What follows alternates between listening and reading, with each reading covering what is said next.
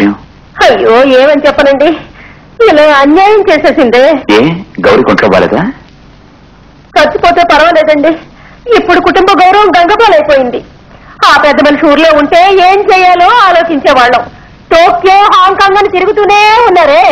వారి భర్త గురించి చెప్తున్నారు. ఇప్పుడు చెప్పండి, నేనేం సాయం చేయాలి? నువ్వే సాయం చేయాలి. నువ్వు జెంట్లుమెన్ కదా. నా కూతురు నీ బిడ్డని కడుపులో మోస్తుంది.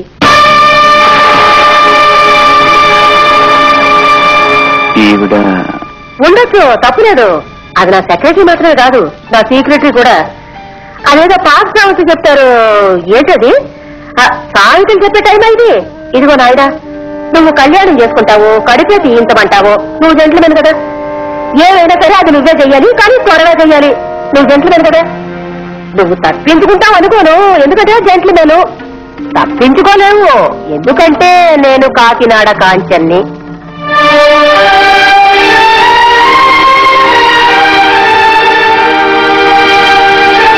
కంగ్రాచులేషన్స్. ఎందుకండి?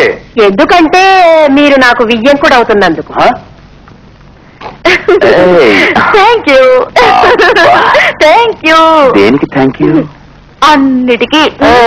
గౌరీ, పెళ్లి కూతురంటే తలంచుకుంటూ సిగ్గుపడుతూ ఉండాలిగా. ఫస్ట్ నైట్ అంటే ఇది మనకి ఫస్ట్ నైట్ కాదుగా. అవును, కాదుగా. Second night. అదేగా. అబ్బాయి 7వ మాసంలో పుడతాడు, 8వ మాసంలో పుడతాడు. నువ్వెందుకు నవ్వుతున్నావు? అందరూ చూసి నవ్వుతారు. నవ్వరండి. ఏ బెడ్రూమ్ లో పాప పరిహారం కోరచ్చు. అదే కోరపోతున్నా. నేను కడుపుతో లేనండి. మీ అమ్మగారు అన్నారే? అమ్మ మీతో అబద్ధం చెప్పిందే. ఒకే ఒక అబద్ధం, ఎవరూ చెప్పని అబద్ధం, కానీ విని ఎరుగని ఒక అబద్ధం. తను మిమ్మల్ని ఎలాగైనా అల్లుడిగా పొందాలనే ఆశతో అమ్మలో చెప్పిందే.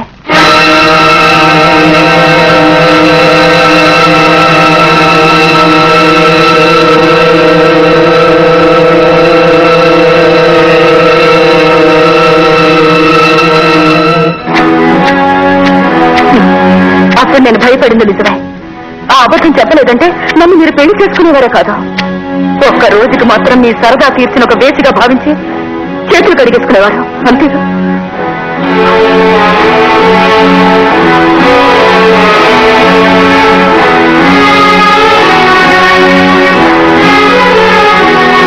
నన్ను స్వీకరించలేరా?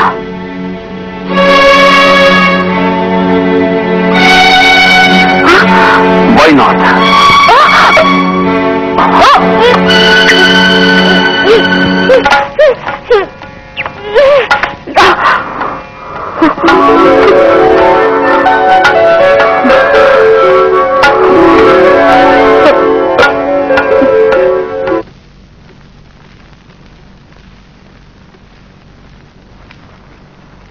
మేరీ ప్యారీ, చెప్తే వినాలి.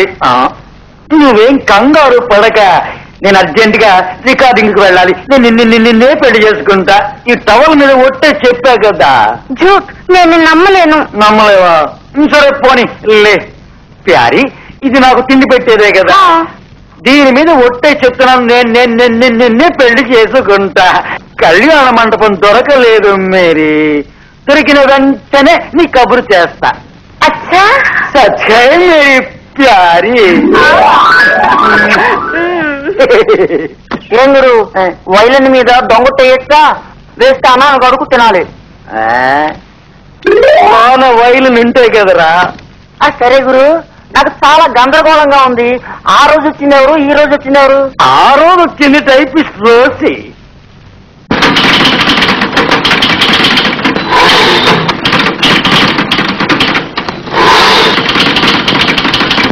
అది టైపిస్ట్, ఇది రైల్వే డిపార్ట్మెంట్.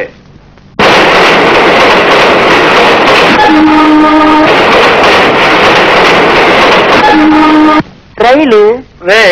నేను ఎప్పుడు ఏ పిల్లతో సంబంధం పెట్టుకున్నా కూడా దాని దగ్గర ఆటోగ్రాఫ్ తీసుకుంటా. ఇదేంటి గురు ఏ ముద్ర? అది ఈ కేసే. రండి.